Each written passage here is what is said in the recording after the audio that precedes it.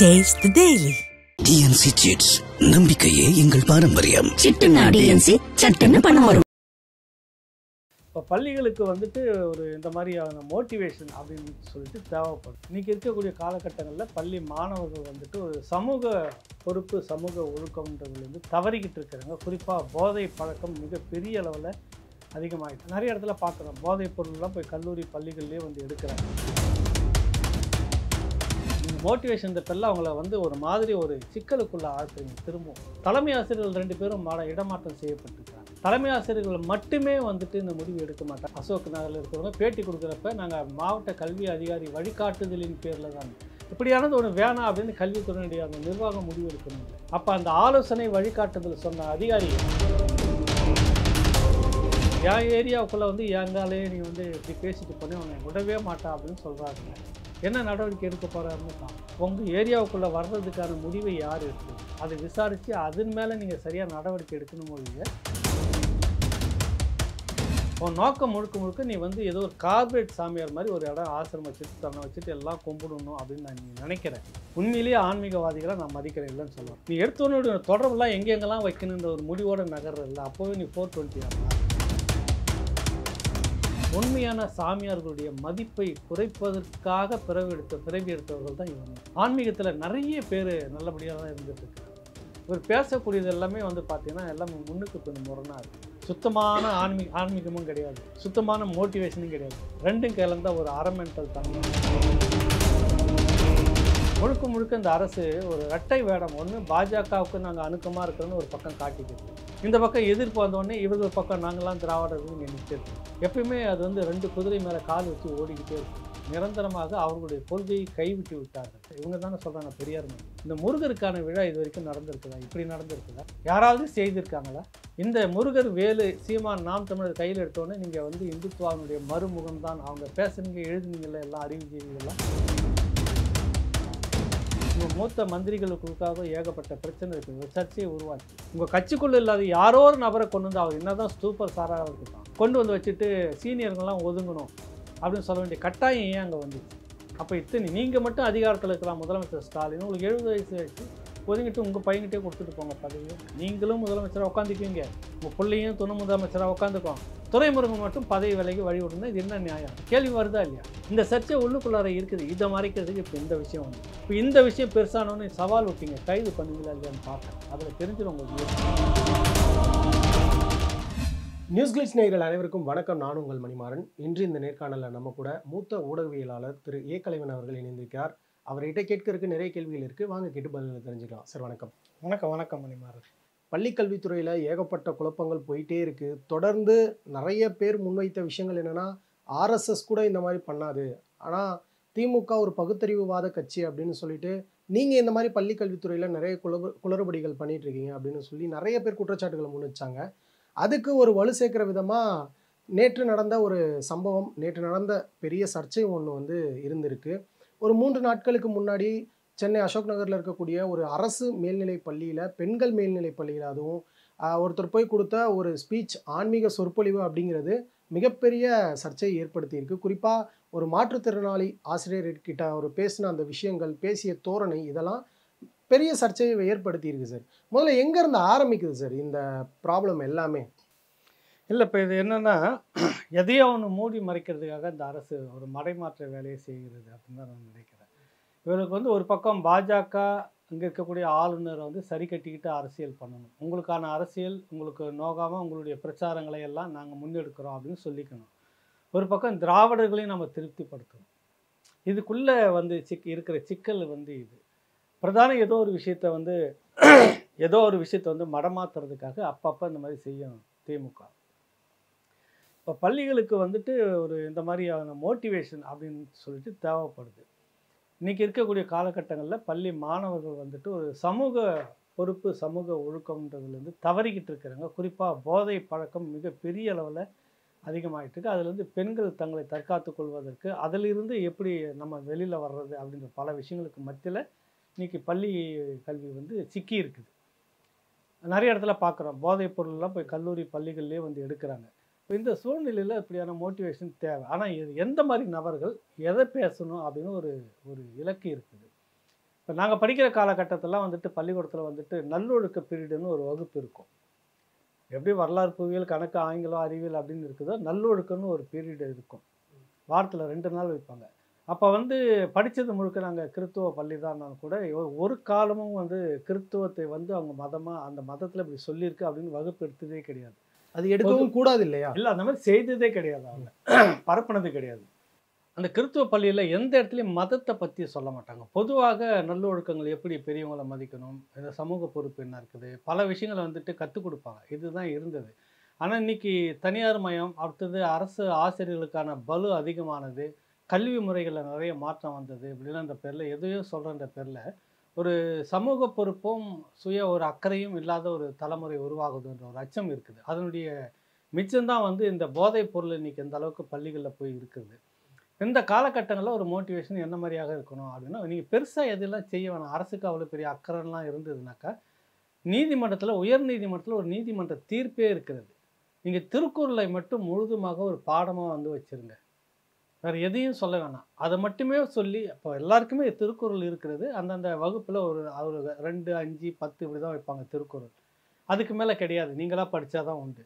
திருக்குறளை மட்டுமே ஒரு பாடமாக இருக்காங்க. பள்ளி கல்வியை முடித்து விட்டு வரும்போது அந்த மாணவர்கள் முழுதுமாக திருக்குறளும் அதுக்கான பொருட்களையும் தெரிந்தால் போதும், வாழ்க்கையில் வந்து அவன் மிக சிறந்தவனாக வருவான் அப்படின்றத வந்து தீர்ப்பிலேயே இருக்குது. ஒழுக்கங்களை பற்றி அதில் நிறைய இருக்குது. அதை மட்டுமே எடுத்து நீங்கள் சொல்லி கொடுத்தா போதும் அப்படின்லாம் இருக்குது. ஆனால் இன்றைக்கி அந்த மாதிரி கல்வி முறைகள்லாம் இல்லை. அப்போ இது என்ன, சிதறி இருக்கிற ஒரு மனச்சிதைவுகளுக்கு ஒரு மாற்று மருந்து வேணுன்றப்ப மோட்டிவேஷன் வேணும். என்ன மாதிரி ஆட்களை கூப்பிட்றது இருக்குது. நீங்கள் அங்கே வந்து பாவ புண்ணியம் அப்படின்னா ஊழல் செய்து பெருசாக அடித்து பெரிய அளவில் வசதியாக வாழ்ந்துட்டு இருக்கிறவன் புண்ணியம் செய்தவன், உழைச்சி சாப்பிட்டுட்டு இருக்கிறவன் பாவம் செஞ்சவனா, வறுமையில் இருக்கிறவன், அந்த கேள்வி வருது. பாவம் செய்தவர்களுக்கு அடுத்த ஜென்மத்தில் வந்து மாற்றுத்திறனாளிகள் அப்படின்றப்ப அது எப்படி ஏற்புடையதாக இருக்கும், அது எப்படி எந்த கடவுள் சொன்னால் அப்படின்ற கேள்விகள்லாம் வருது. தொடக்க காலத்தில் இருந்ததெல்லாம் இன்றைக்கி காலத்துக்கு ஏற்ப நிறைய மாறிக்கிட்டு இருக்குது. நேற்று சாமி கும்பிட்ட மாதிரி இன்றைக்கி நீங்கள் சாமி கும்பிடலையே, கும்பிடலை இல்லை, நிறைய மாறுது இல்லை. அந்த மாதிரி நிறைய மாற்றங்கள் வரும்போது இதுலேயும் நீங்கள் நிறைய மாற்றங்களை எடுத்துக்கணும். அது வேறு விஷயம். திணிக்கக்கூடாது எதையுமே. நீங்கள் மோட்டிவேஷன் இந்த பேரில் அவங்கள வந்து ஒரு மாதிரி ஒரு சிக்கலுக்குள்ளே ஆழ்த்துறீங்க. திரும்ப இதுலேருந்து வெளியே வந்துட்டோம்னு நமக்கு இது வருமோ அது வருமோன்ற ஒரு அச்சத்தை ஏற்படுத்தக்கூடிய சிக்கல் இது இருக்குது. இது வந்து மோட்டிவேஷன் இல்லை, திரும்ப ஒரு சிக்கலுக்குள்ளே நீங்கள் ஆழ்த்துறீங்க. அந்த நபர்களை கூப்பிட்டு இருப்பது தவறு. ஒன்னொன்று, தலைமை ஆசிரியர்கள் 2 பேரும் இடமாற்றம் செய்யப்பட்டிருக்கிறாங்க. தலைமை ஆசிரியர்கள் மட்டுமே வந்துட்டு இந்த முடிவு எடுக்க மாட்டாங்க. நாங்கள் கிட்டத்தட்ட ஆசிரியர்கள் கூட நிறைய பேசிகிட்டு இருக்கிறோம். ஆசிரியர்கள் எங்கள் குடும்பத்திலும் இருக்கிறாங்க. எந்த ஒரு முடிவும் எடுக்க மாட்டாங்க. மேல் அதிகாரின்னு இருக்கக்கூடிய மாவட்ட கல்வி அதிகாரிகிட்ட வந்து ஒரு பல முறை பேசுவாங்க, நோட் போடுவாங்க. இந்த விஷயங்கள் செய்யலாமா, அந்த விஷயங்கள் செய்யலாமா அப்படின்ற மாதிரி அவங்க கேட்பாங்க. இதெல்லாம் நடத்தணும் அப்படின்னு அவங்க சொல்லுவாங்க. அப்போ ஒன்று கேட்டு தான் செய்வாங்க. இந்த அம்மையார் கூட வந்துட்டு இங்கே இருக்கக்கூடிய தமிழரசியா அசோக் நகரில் இருக்கிறவங்க பேட்டி கொடுக்குறப்ப நாங்கள் மாவட்ட கல்வி அதிகாரி வழிகாட்டுதலின் பேரில் தான், இப்படியானது ஒன்று வேணாம் அப்படின்னு கல்வித்துறையினுடைய அந்த நிர்வாகம் முடிவு எடுக்கணும் இல்லை. அப்போ அந்த ஆலோசனை வழிகாட்டுதல் சொன்ன அதிகாரி யார், அந்த அதிகாரிக்கு சொன்ன இன்னொரு உத்தரவிட்ட மேலிடம் எது, இப்படி பல கேள்வி இருக்குது. இந்த நபர் முழுக்க ஒரு மேலிடத்து லாபிலேயே இருந்திருக்கிறார். ஒரு கார்பரேட் சாமியாராக தன்னை உருவாக்கி கொள்ளணும்னு நினைக்கிறார். இன்னும் சொல்லப்போனால் இந்த சமூகத்துக்கு வந்து ஒரு நேர் எதிரான நபராக தான் என்னை போன்றவர்கள் வந்து பார்க்குறேன். நீ 1000 ஒழுக்கங்களை நீங்கள் பேசுங்க, ஆனால் இப்படியான அழுக்குகளுக்கு கூட சுமந்துக்கிட்டு போகிறப்ப நீ எதுக்கும் ஒரு லாய்க்கில்லாத ஒரு மனிதன். எங்கே நீ பொருத்தமாக இருப்பினாக்கா பெருமிடம், கார்பரேட் முதலாளிகள் இப்படியான இடங்களில் பெரிய பெரிய நிறுவனங்களுக்கு மட்டும் நீ பொறுப்பாக இருப்பது. உழைக்கும் மக்களுக்கு ஒரு காலமும் உன்னால் ஒரு பயணமும் கிடையாது. அந்த அடிப்படையில் தான் நீங்கள் மேல்மட்டத்தை ஏதோ சரி கட்டி அதன் மூலமாக அங்கே பேசி அந்த உத்தரவு வந்து தான் நீங்கள் பள்ளிக்கூடத்தில் வந்து போய் ஸ்பீச் கொடுத்துருக்கீங்களோ ஒழிய ஆசிரியர்கள் வந்து ஏன் இவரை கூப்பிடணும், இவருக்கும் ஆசிரியருக்கு என்ன தொடர்பு, இதெல்லாம் விசாரிக்கணும். இப்போ வந்து என் ஏரியாவுக்குள்ளே வந்து எங்காலே நீ வந்து இப்படி பேசிட்டு போனே உன்னை விடவே மாட்டான் அப்படின்னு சொல்கிறாருல்ல, என்ன நடவடிக்கை எடுக்க போகிறாருன்னு பார்க்கணும். உங்கள் ஏரியாவுக்குள்ளே வர்றதுக்கான முடிவை யார் எடுத்தது, அதை விசாரித்து அதன் மேலே நீங்கள் சரியாக நடவடிக்கை எடுக்கணும் ஒழிய தலைமை ஆசிரியர்கள் ஏற்கனவே பணிச்சுமையில் இருக்கிறவங்க நீங்கள் 1008 உத்தரவு மேலே இருந்து போட்டுட்டு இருக்கிறீங்க. இன்னும் பார்த்தீங்கன்னா நிறைய பேர் பார்த்தீங்கன்னா அப்டேட் அனுப்பிக்கிட்டே இருக்கணும் மாவட்ட கல்வி அதிகாரிகளுக்கும் அதுக்கு கீழே இருக்கிற மற்றவங்களுக்கும். இதுலேயே பாதி நேரம் அவங்களுக்கு தாவு தீர்ந்துடும் அந்த ஆசிரியர்களுக்கெல்லாம். அப்புறம் தலைமை ஆசிரியர் எல்லாத்துக்கும் பொறுப்பெடுத்து பதில் சொல்லிக்கிட்டே இருக்கணும், வகுப்புன்னு நடத்தணும், எல்லாத்தையும் பண்ணணும். இதுக்கு மத்தியில் இந்த மோட்டிவேஷன் கிளாஸ் அப்படின்றதுலாம் இருக்குது. இப்போ தமிழ் சிலம்பரசன் மருத்துவர் தமிழ் சிலம்பரசன் ஒரு தம்பி இருக்கிறார், லண்டனில் வந்து படித்தவர், இயற்கை மருத்துவம். நிறைய ஃபிலாசபி எல்லாம் முடித்து படித்தவர், நல்ல ஆங்கிலத்தில் நிறைய கல்லூரிகளில் வந்து பேச்சு கொடுத்துக்கிட்டு இருக்கிறார். அது வந்து மோட்டிவேஷன். ஆனால் நீங்கள் வந்து முழுக்க முழுக்க மதத்தினுள் இருக்கக்கூடிய விஷயங்கள்லாம் கொண்டு வந்து அது பிரச்சாரமாக பண்ணும்போது தான் அங்கே விமர்சனம் வருது. யாருமே இப்போ வந்து திருக்குறளில் இருக்கிற பல விஷயங்கள் சொல்லியிருக்கிறாங்க, சமூக நீதியில் இருக்கக்கூடிய பல விஷயங்கள் சொல்லியிருக்காங்க, சித்தர்கள் சொன்ன பல விஷயங்கள் சொல்லியிருக்காங்களே. இந்த குண்டலம் குண்டலின்றதெல்லாம் இன்றைக்கி மேலே வரதில்ல, இன்றைக்கி சாத்தியமே இல்லை. அது சித்தர்கள் இருந்த காலகட்டம் ஒன்று, அன்றைக்கி இருந்த வாழ்க்கை முறை ஒன்று, அன்றைக்கி இருந்த சூழல் ஒன்று. இன்றைக்கி இப்படியெல்லாம் உட்காந்துட்டு இருந்தால் நீ மனநோயால் தான் போகணும். இதை போய் நீங்கள் அந்த பிள்ளைங்கிட்ட பேசுகிற, வெளியில் பேசுகிற, பொது வெளியில் பேசுகிற, அடுத்தது நீ யார் அப்படின்ற ஒரு கேள்வி இருக்குதுங்க. அப்போ நீ எதுக்குள்ளாக எந்த வட்டத்துக்குள்ளே சுற்றிட்டு இருக்கிறதுன்னு இருக்குது. இனப்படுகொலை ஈழ மண்ணில் நடந்த பிறகு உடனே கலைஞர் ஒரு நாடகம் போட்டு அங்கே வந்து எல்லாமே சுமூகமாக தான் இருக்குன்னு ஒரு குழு அனுப்பிச்சு வந்ததே இங்கே பெருமளவில் விமர்சிக்கப்பட்டது. இன்றைக்கி இவங்க கூட்டணிக்குள்ளாக இருப்பவர்களே அன்றைக்கி விமர்சிச்சுட்டு இருந்தாங்க. அப்படி இருக்கிறப்ப உங்கள் நிர்வாகத்தின் கீழே இதே இலங்கை அரசோடு நெருங்கிய தொடர்பு வச்சுக்கிற இந்த மகாவிஷ்ணுன்ற நபரை அங்கே போய் கலந்துக்கிறாரு, வராரு. நீ இந்த மண்ணில் வந்து தமிழை பற்றி பெருமையாக பேசுகிறாரு. சரி, மாற்று மொழியினர் இங்கே நான் குறை சொல்லவே இல்லை. அவர் தெலுங்கர், அவர் கன்னடர், அவர் மலையாளின்னு சொன்னதே கிடையாது. அப்படி ஒரு வெறுப்பு யாங்கிட்டலாம் கிடையாது. ஆனால் நீ இந்த இதுக்கு விசுவாசமாக இருக்கிறியா? இந்த மொழியை பற்றி அவ்வளோ பேசும்போது இந்த மொழியின் அடையாளமாக இருக்கக்கூடிய இந்த மக்களுக்கு ஒரு பெரிய துரோகம் செய்கிற அந்த அரசோடு நீ எப்படி ஒரு சுமூகமாக வச்சுக்கிட்டு நட்புறவில் இருந்துக்கிட்டு நீங்கள் என்னத்துக்கு நீ நல்லது செய்ய போகிற? இப்போ நீ ஏதோ ஒரு சதி திட்டத்தோடு இங்கே வளம் வந்துட்டு இருக்கிறன்னு தோணுதா இல்லையா? ஏதோ ஒரு விஷமத்தன்மை ஏதோ சமூகத்துல கலைக்கிறதுக்கு வந்து நீ இதை செய்துக்கிட்டு இருக்கிற அப்படின்னு தோணுதா இல்லையா? உனக்கு வந்து அங்கே தூக்கி விட்டது யார்? மேலிடத்துல கல்வித்துறையில் உங்களை அழைக்கணும்னு சொன்னது யார்? அதுதான் மெயின். இந்த ஆசிரியர்கள் மீது இடமாற்றம் செய்ததில் நடவடிக்கையே அது சரியான நடவடிக்கை இல்லை. அந்த கல்வித்துறை அதிகாரி யார் வழிகாட்டியவர்? அந்த அதிகாரியை நீ சஸ்பெண்ட் பண்ண. அவர் கதறுவார் உடனே, இல்லை எனக்கு அதிகாரி எனக்கு மேல் இடத்துலேருந்து ஒருத்தர் வழிகாட்டினார்னு அவர் சொல்லுவார். அவரை நீங்கள் உடனே சஸ்பெண்ட் பண்ணுங்கள். அப்புறம் யார் உண்மையான நபர்கள்னு வரும். நான் வந்து இன்றைக்கி இருக்கிற காலகட்டத்தில் ஒரு 2 பேர்கிட்ட புகைப்படம் எடுத்துக்கிட்டாவே அதை வச்சு நிறைய பேர் கூட எனக்கு வரலாம் தெரியும் சொல்லிட்டு காமிச்சு அந்த அதிகாரிகளை வந்து சரி கட்ட முடியும். அந்த மாதிரி எதனா சரி கட்டியிருக்கிறாரு, விசாரணையில் வரட்டுமே. அதுக்கு முன்பாகவே உடனடியாக நீங்கள் வந்து தலைமை ஆசிரியர்களை வந்து இடமாற்றம் பண்ணுறது எந்த விதத்தில் நியாயமாக இருக்குது? ஏற்கனவே பள்ளி கல்வித்துறை வந்து சீர்கெட்டு போயிருக்கிறது. 35,000 பள்ளிகள் இருக்கிறது. கிட்டத்தட்ட 25,000 27,000 வரைக்கும் காலி பணியிடங்கள் இருக்கிறது. வெறும் 12,000 ஆசிரியர்களை ஒப்பந்த அடிப்படையில் எடுத்து வச்சுக்கிட்டு நீ வேலை செய்துக்கிட்டு இருக்கிற. ஒப்பந்த அடிப்படையில்னா தினக்கூலி மாதிரி உங்களுக்கு மொத்தமே மாதத்துக்கு 25,000, அதுவும் 20,000 இருந்தது. இந்த திமுக அரசு வந்து 5,000 ஏற்றுனது. நான் கேட்குறேன் என்னென்னா, உங்ககிட்ட தான் இத்தனை ஆண்டுகளாக வேலை செய்துட்டு இருக்கிறாங்க, பணி நிரந்தரம் பண்ணிட்டு போங்க. அப்புறம் அதுக்குள்ளே ஒரு தேர்வு திரும்ப, அதுக்குள்ளே ஒரு நேர்முக தேர்வு, எழுத்து தேர்வு இப்படின்னு வச்சுட்டு எதுக்கு இதெல்லாம் காசு பறிக்கிற வேலைக்கா? அது கூட இது வரைக்கும் எடுக்கலை. 13 ஆண்டுகளாக எடுக்கலை.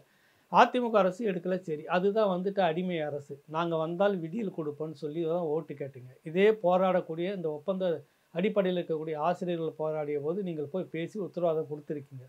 3 ஆண்டுகளாக செய்யவில்லை. 164 கல்லூரிகள் இருக்குது அரசு. அதில் கிட்டத்தட்ட வந்து 12,000 இடம் காலி இடங்கள் இருக்குது. 13 வருஷமாக இன்ன வரைக்கும் அவங்களும் செய்யவே இல்லை.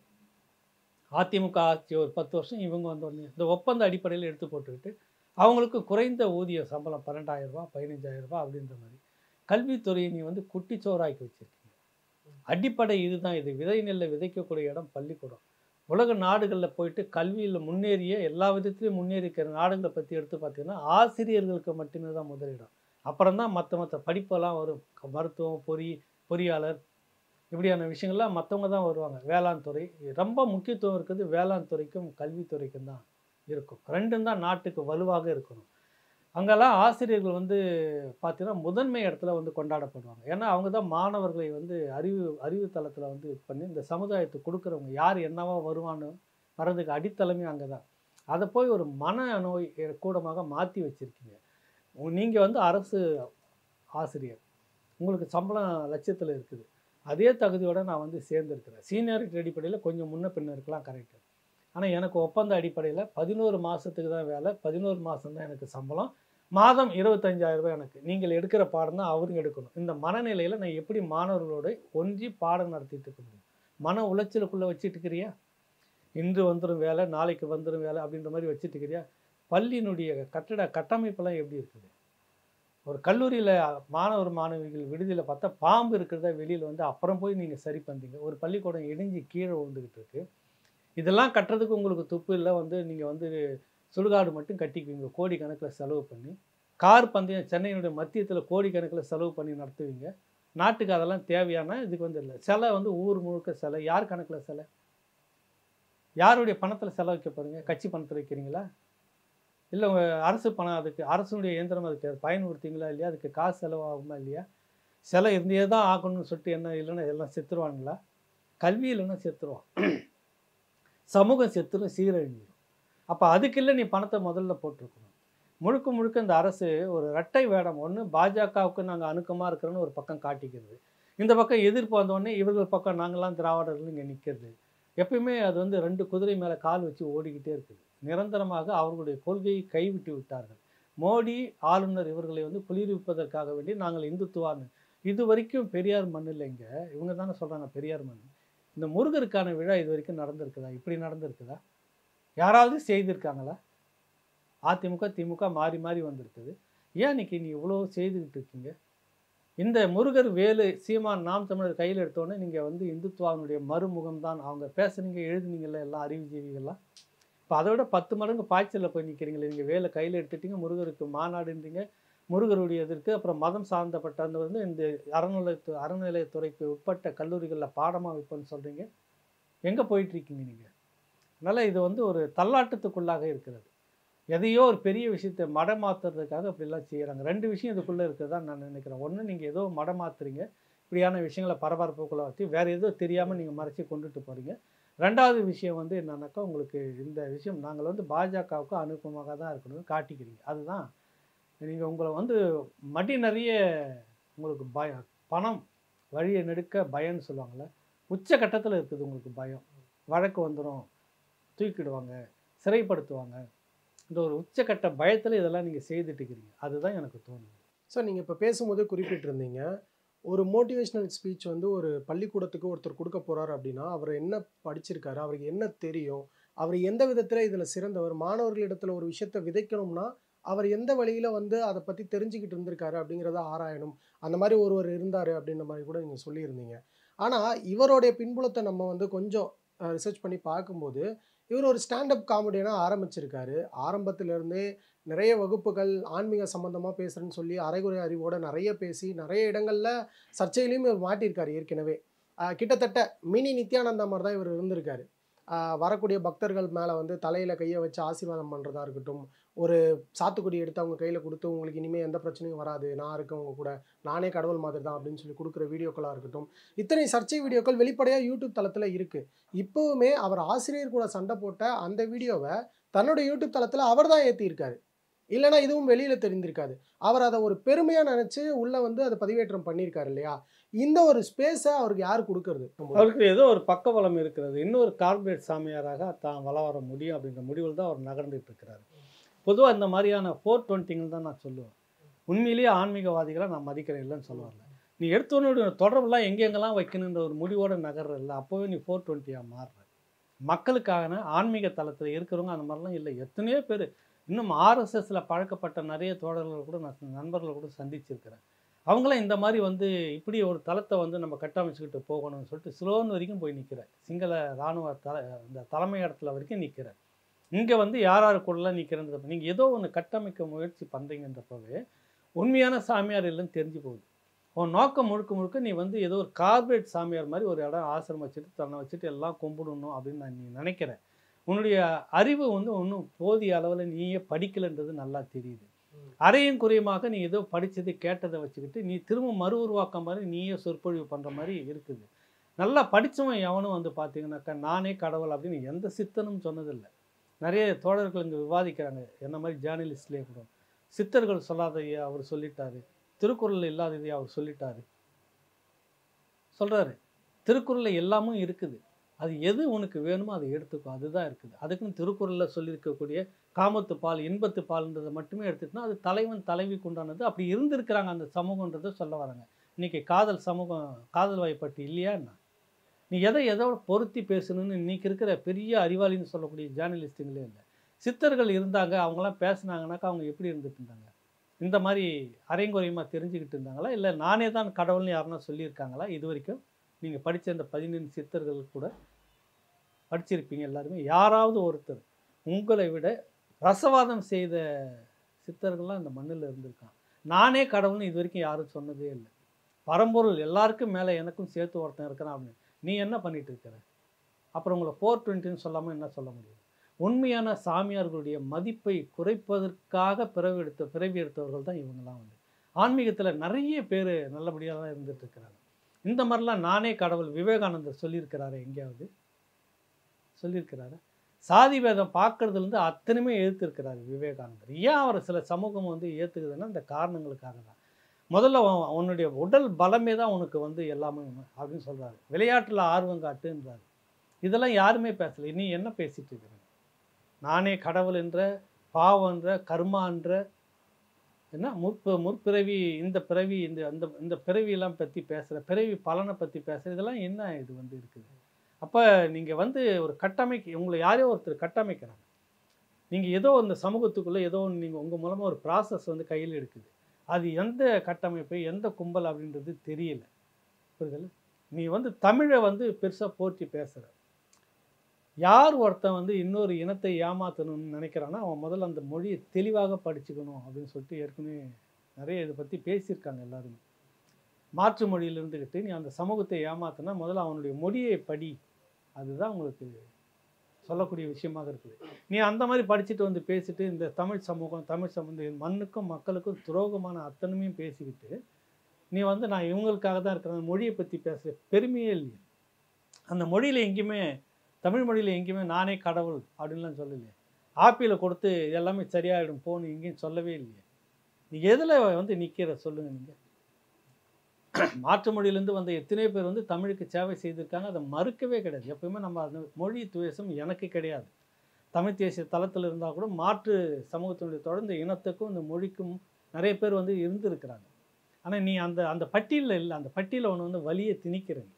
புரியுதில்லை? நான் வந்து பிறப்பால் தெலுங்கர் அதெல்லாம் ஒன்று கேட்கவே இல்லையே. நீ செய்துக்கிட்டு இருந்தால் அது ஏற்புடையதுன்னா மக்கள் ஏற்றுக்கிட்டு தானே போவாங்க. என்னென்னா மக்கள் இப்போ சமீப காலமாக பார்த்தீங்கன்னாக்கா உங்களுக்கு பெரிய அளவில் ஏதோ சில விஷயங்களை பலகீனப்பட்டிருக்காங்க. பலகீனப்பட்டு இருக்கும்போது அதிகமாக இறைவனை தேடி போவாங்க. அது வந்து ஒரு மாற்று வழி. அதை நான் மூட நம்பிக்கை அதெல்லாம் நான் சொல்ல வரல. மனம் ஒரு பெரிய ஆதரவு வச்சு இருக்கும்போது எனக்கு இனி யார் இருக்காங்கன்றப்ப கடவுளை தேடி அதை நாடி போகிறோம். அவர்கள் மூலமாக ஏதாவது நடந்துட முடியும். அப்படியான ஒரு பெரிய சிக்கலுக்குள்ளே இன்றைக்கி இந்த சமூகம் இருக்கிறது. கொஞ்ச காலமாக பார்த்துக்கிட்டு இருந்தாங்க. அதுக்கு போதிய விழிப்புணர்வு, போதிய இது நிறைய விஷயங்கள் சிக்கல் தான் இன்றைக்கி உருவாக்கியிருக்கு.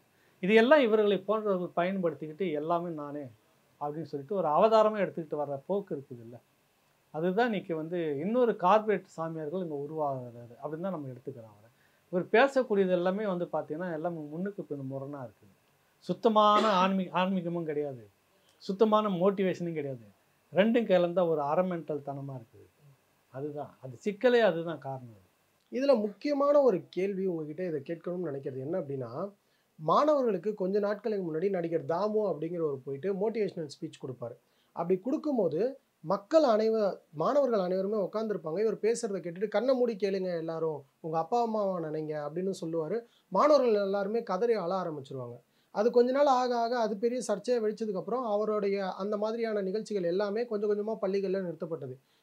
இப்போ பேசிட்டு இருக்கக்கூடிய இந்த சர்ச்சையிலையும் மாணவர்கள், அந்த பெண் மாணவிகள் வந்து கதறி அழுகுறதை நம்மளால பார்க்க முடிந்தது. ஏன் இது வந்து ஒரு மனதளவிலான உளவியல் தாக்குதல் தான். உளவியல் தாக்குதல் உங்களை வந்து இலக செய்து அதன் மூலமாக வந்து நிறைய இடத்துல இது மாதிரி நாங்கள் எங்கள் பக்கத்தில் கூட அந்த மாதிரி செய்து பாத பூஜைலாம் பண்ணியிருக்காங்க. ஒரு இன்ஸ்டியூட்டில் பார்த்துருக்குறேன். உங்களுடைய பெற்றோர்கள் உங்களை உருவாக்குவதற்கு எவ்வளவு இன்னல்களை அனுபவித்தார்கள்னு பேசி அவங்க புரிய வைக்கிறது தப்பு கிடையாது. அதை வந்து நீங்கள் எனக்கு அது தப்பாக தோணலை. அது அப்புறம் அவங்க புரிய வைக்கலைன்னா என்ன? நீங்கள் இவ்வளோ கஷ்டம் எடுத்துக்கிட்டு நீங்கள் இந்த அளவுக்கு வந்திருக்கீங்க. உங்களுடைய பெற்றோர்கள் இப்படிலாம் ஒன்று வந்திருக்காங்க. அந்த பெற்றோர்களை மதிக்க கற்றுக்கொள்ளுங்கள். உருவாக்கியவர்களை வந்து நீங்கள் போற்ற கற்றுக்குங்கன்றது தவறே கிடையாது. இதுதானே உங்களுக்கு சொல்லுது, எல்லாமும் சொல்லுது. மாதாவும் பிதாவும் குருவும் தெய்வம் சொல்கிறது எதை சொல்கிறேன், அதுதானே இதனுடைய ஒரு வழி. ஆனால் அதுக்குள்ளே நீ என்ன புகுத்துறன்றது தான் பிரச்சனை. முன்னோர்கள் பெரியோர்களை மதியங்கள்ன்ற வரைக்கும் பிரச்சனை இல்லை மணிமாறன். ஆனால் நீங்கள் இதெல்லாம் சேர்த்து பண்ணுறாருல, தாமு ஒன்று சொன்னார், அது சர்ச்சையாச்சுன்னா அது இங்கே இருக்கக்கூடிய அறமுட்டாள்தனமான விஷயங்கள் தான் இருக்குது. இதெல்லாம் வந்து இது எதிர்க்கிறேன்னா அப்புறம் இதை போய் என்ன எதிர்ப்பு? நீ செய்கிறதுல தப்பு கிடையாது. பாத பூஜை அது இதுன்னா அவங்க விருப்பப்பட்ட தனிப்பட்ட விஷயங்கள். ஆனால் அவர் வந்து ஒரு இலக வைக்கிறார். உன்னுடைய மனதை வந்து ஒருமுகப்படுத்தி ஒரு கண்ணை மூடிக்குங்க, சொல்கிறத கேளுங்க, உன்னுடைய தாய் தந்தை பெற்றோர் இப்படியெல்லாம் செய்திருக்காங்க அப்படின்னு சொல்கிற வரைக்கும் பிரச்சனை இல்லை, இருந்துட்டு போட்டும். அப்புறம் அது இல்லாமல் கஞ்சா போதை இதெல்லாம் உள்ள நுழையலாமா பள்ளிக்கூடத்தில்? அது தவறு இல்லை, நீ அதுக்குள்ளாக என்ன புகுத்த வரன்றது தான் தவறு. அப்புறம் வேறு எதுவும் நீங்கள் போதிக்க முடியும் இந்த சமூகத்துக்கு சொல்லு? தாமு பேசுனதுல எனக்கு தப்பு இருக்கிறதா தோணலை. அவர் வந்து அதுக்குள்ளே வேறு ஏதாவது சொல்லி திணிக்க நினச்சாருன்னா நீங்கள் தப்புன்னு சொல்லலாம்.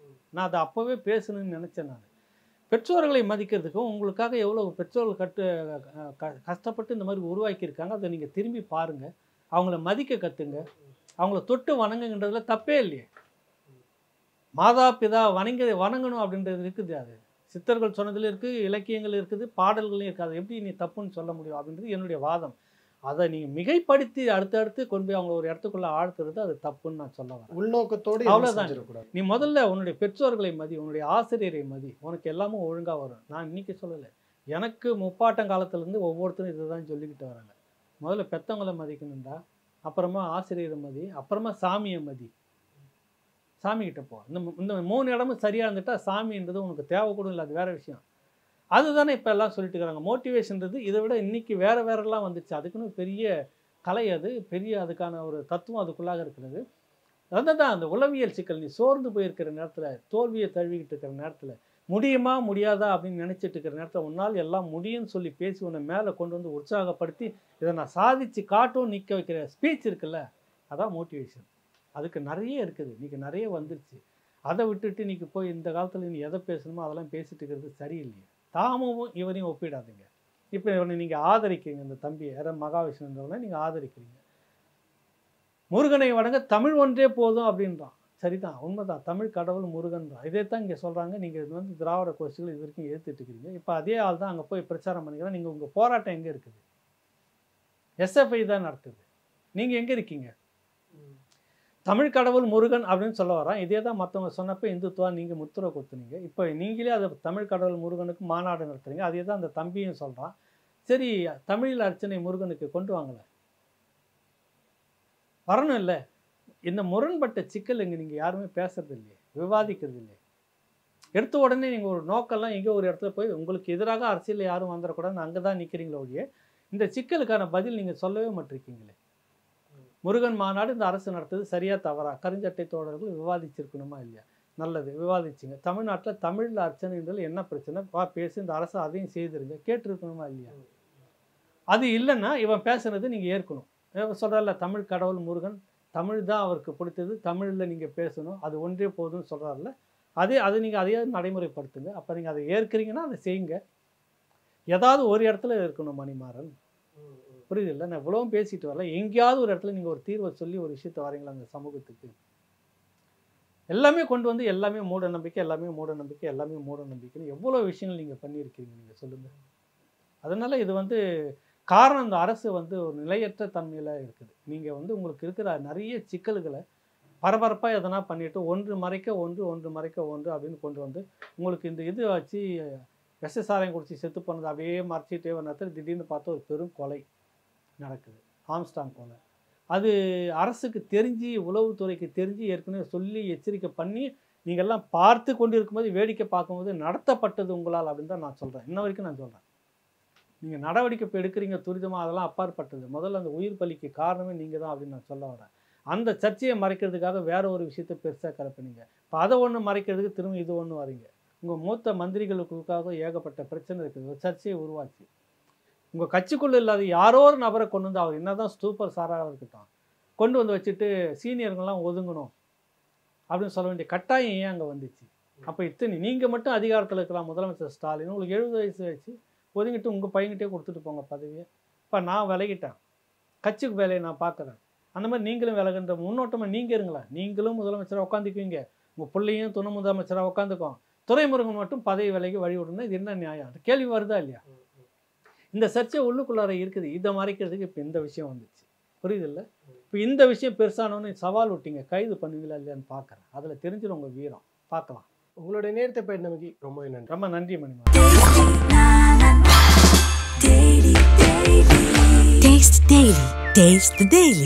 டிஎன்சி சிட்ஸ், நம்பிக்கையே எங்கள் பாரம்பரியம். சிட்டுனா டிஎன்சி, சட்டுன்னு பணம் வரும்.